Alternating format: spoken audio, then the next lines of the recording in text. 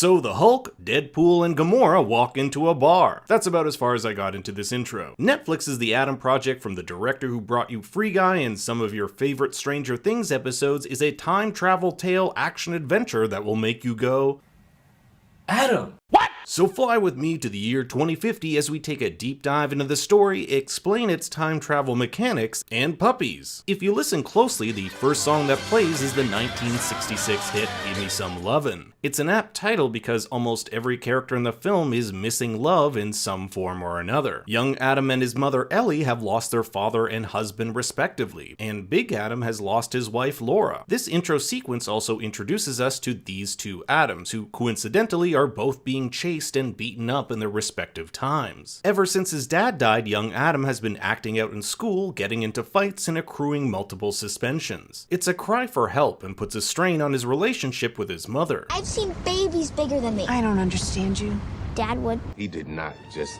Did you just say that? And I love this line that his mother says, foreshadowing the arrival of Adam's future self. You better start caring because the future is coming, sooner than you think. Adam's life turns upside down when Big Adam arrives from the future. In the year 2050, time travel is possible via wormhole technology. Technology we'll discover was created by his father, Lewis Reed. But Big Adam wasn't meant to arrive in the year 2022. He was aiming for 2018, which has thrown his mission completely off. You see, he's searching for his wife Laura Shane, who jumped to the year 2018 and was never seen again. There's just one problem. Big Adam's busted time jet won't allow him to fly until he's recovered from his injuries that he sustained while escaping the year 2050. Each jet is coded to the pilot's DNA, and if it senses he isn't fit to fly, it won't let him. But if you happen to have an exact copy of someone who shares your DNA, like a younger version of yourself for example, it'll allow Big Adam to repair the ship and continue on with his mission. The tech is so far advanced, Big Adam explains that the ship will actually repair itself, but just like the wound on his body, it'll take some time. Like many time travel movies, the story does a bit of mental gymnastics when trying to explain the intricacies of time travel itself. Young Adam asks Big Adam if he remembers any of this happening when he was a kid. He should, shouldn't he? But Big Adam goes through this complicated explanation which essentially boils down to this. Each person has what's known as their fixed time, the one place where you actually belong. If you stray out of that fixed time, like Big Adam did, your memories reform and reconcile with one another. It's a convoluted way of saying, no, Big Adam does not remember this happening. Big Adam has to make sure not to disturb this time too much because it could change something in the future. He watches his mother from afar and regrets how he treated her as a child. 30 years. You still get sick to your stomach every time you remember how you treated her now. But why was young Adam so mean to his mother? It actually stems from her mother's misguided belief that she needs to be strong for her son in the face of such a tremendous loss. The loss of her husband and father to young Adam. You think you're being strong for him, and the problem with acting like you have it all together is he believes it. But what young Adam really needs to see is his mom being vulnerable, grieving for her husband, not bottling it up and moving on to a new man when she knows she isn't ready. We know Ellie still hasn't gotten over the death of her husband. It's been a year and a half and she still hasn't taken out his clothes. If she can communicate her feelings better with her son, then maybe they can repair their relationship. He doesn't hate you. He loves you. More than he knows. It's about 33 minutes into the movie that we meet our villain, Maya Sorian. She's been going back in time to collude with her younger self in order to solidify her place in the future. This means buying stocks and making connections with key players. But going back in time to change the future is a big no-no, and it was Adam's wife, Laura, who found out about Sorian's tampering with time. When Laura went back to 2018, Sorian planted a bomb on her jet, essentially trapping her in that time. So it's a big surprise to Adam when he's saved by her in the year 2022 because she's been living in that time for years. What was a few days for him has been 4 years for her. With Sorian's men hot on their tails, the crew knows there's only one solution to make everything right and save the future. They have to stop time travel entirely. And that can only be done if they go back in time and stop their father, Lewis Reed, from inventing it in the first place. Laura essentially holds off Sorian's men while the two Adams take the now repaired jet back to 2018.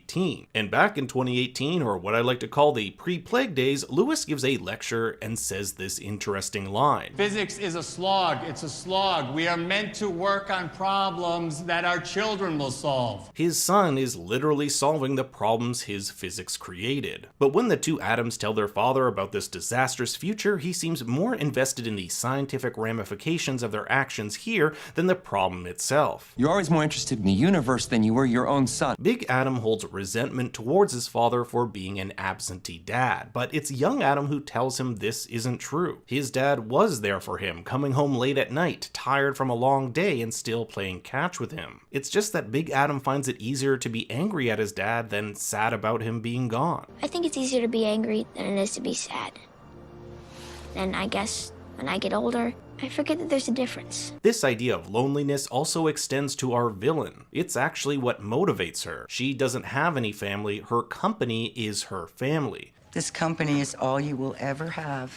It's your family. So if time travel is destroyed, it essentially destroys everything she's worked for, and All that loneliness would have been for nothing. Lewis also struggles with being a father, feeling like he's not good enough. His whole life he's had to be the smartest, most capable person in the room, and this extends to him being a father. He feels like he should be perfect in that too, but fails to understand that his son... He doesn't need perfect. He just needs you. In order to stop time travel for good, they need the algorithm used to stabilize the wormholes. If they don't get that, then Saurian can just build another particle accelerator, the device used to create these holes. And there are only two copies of this complex mathematical equation, one in Lewis's head and the other in the, get ready for this, infinitely shifting plasma containing algorithm hard drive. Get that drive, save the world. Lewis has access to the accelerator because back in 2018 he's still friends with Saurian. It's his machine, she's the one who funds it. They retrieve that hard drive, but future Saurian has taken a hold of young Adam, who I guess they've just left to wait outside. She holds him hostage in exchange for the drive, but when young Adam bumps her, her gun goes off and hits the accelerator, essentially starting this thing's version of a meltdown. Anything that's metal gets sucked into it, and I liked how they used this device for some cool action moves, like when Adam bashes this soldier's face in with his own armor and uses his glove to slide down the accelerator's side. But the coolest thing that happens here is the death of Saurian. She has the gang held at gunpoint and fires a shot, but because the magnetism is so strong, the bullet curves mid-air and kills her younger self. By killing her younger self, it in effect kills her too, and just as the accelerator explodes, they're able to escape in the nick of time. Pun intended. On their way back home, Lewis wonders how both Adams are still in this timeline. If time travel was destroyed, how come they're still here? This is just one of those things the writers had to concede if they wanted that heartfelt ending that's to come. Apparently, it takes a while for 30 plus years of time travel to correct itself, so it gives our characters a short time to say goodbye. Perhaps the most emotional goodbye is between Big Adam and his dad, as they finally get that cathartic moment where his father gets to tell him he loves him. It's also interesting that Lewis doesn't want to know when or how he dies, stating that no one has the right to change the future. They end up playing a game of catch, the same game Big Adam remembers playing with his father as a child. But when Lewis comes back after retrieving a ball, the two of them have disappeared with only slight traces of particles. These are the same color particles that appear when someone from a different time is killed. But the story doesn't stop there. We see how things have changed because of the events caused by the Adams. This Adam here is likely the younger young one we saw playing video games in 2018, and a repeat of a scene from the beginning plays with some pretty key differences. In the original, Adam's kind of a dick. Hey, grab a pile.